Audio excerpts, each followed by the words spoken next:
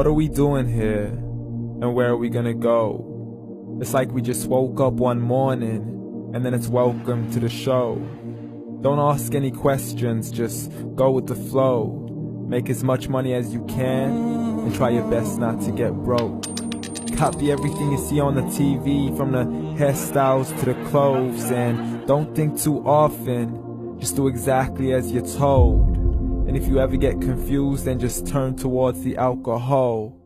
You'll still hear your thoughts, then just turn up the radio as you learn to live a lifestyle of drugs, sex, and rock and roll. But in all honesty, I just need to know, is there more to the cycle than growing and getting old? Living and dying just to leave behind a happy home and a whole lot of property that somebody else is going to own. I just really need to know before the casket's closed, 'cause I'm not willing to gamble with my soul, nor am I ready to take any chances. These are just simple life questions and I'm just searching for some answers. Like, what are we doing here? And what is our purpose? How did we get here, and who made us so perfect? And what happens once we go, or is this world all really worth it?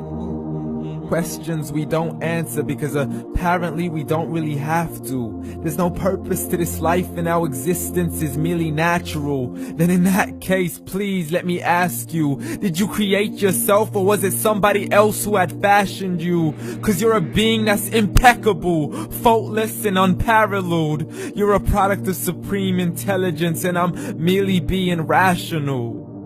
For there isn't a camera on this earth that can come close to the human eye, nor a computer that can compete alongside the human mind. And if the whole world was to come together, we wouldn't be able to create a single fly. So many signs, yet we still deny. As science tries to justify that all this could come from none, when it's a simple sum. 0 plus 0 plus 0 cannot possibly ever give you 1. So from where did all this order come? But everything has its origins, a maker, a creator of its own. I mean, the only reason you're watching this video is because somebody had to press upload. So we can believe in the Big Bang, but I'd rather believe in He who caused it to explode. Allah, the creator of everything along with every single soul. The ever-living, the master, the only one who is in control. Unlike his creation, beyond our imagination. And no, he's not a man, nor does he have any partners in association. He's on his own. And no, he did not ever leave us alone. Just like every manufacturer, he left us with an instruction manual. The Quran and Islam, and I'm sorry to jump to conclusions, but it's the only one possible. The only definition of God is the one and only supreme being. It's logical, a book with 0 contradictions, with miracles that are both scientific and historical, all revealed over 1400 years ago. Like the detailed description of the human embryo. The descriptions of the human embryo in the Quran cannot be based on scientific knowledge in the 7th century. To the mountains as pegs holding firm the earth below, and the 2 seas that don't mix in a complete separate flow. To the planets in orbit, alternating night and day as they stay in flow. The expansion of the universe and the creation of everything from H2O. To the stories of the past and the preservation of Pharaoh. To identifying the lowest point in the land where Persia defeated Rome. The gushing fluid that created man in the glands between the ribs and the backbone. And not a word has changed, it's still the same. So please explain how all this was known over 1400 years ago. To a man who couldn't read or write, as he would recite whatever the angels spoke. And if you still don't believe, please try to come up with something that's even close.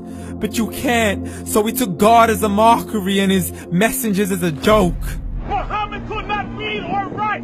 How's somebody who can't read or write gonna start a religion? Dismissed his scriptures as legends and tales of the ancient folk, as we live life according to our whims, desires, and hopes. saying this life is the only home we will ever know. We will live then die, then simply turn to bones. YOLO! Correction, after the grass dies, the rain arrives and it regrows, and Allah promises to do the same thing to your very soul and bring you back from your very fingertips to your toes, as the all-seeing supreme being watches us so close, and we are surely being tested in our wealth, our health, and our self, and everything that we've been blessed with. So believe, for we will surely be resurrected and be brought back to our Lord and account for every single deed, as He hands us our books and orders us to read. From the bad to the good and everything in between. You yourself are sufficient for your own accountability, so don't be mad at me. You are the one who thought He wouldn't come back to me. I gave you a whole life long to search after me, but you were busy in all that which was temporary. So read, and glad tidings to all those who believed. And if you disbelieve, read. And don't let that day be the first day you find out what your life really means. Read.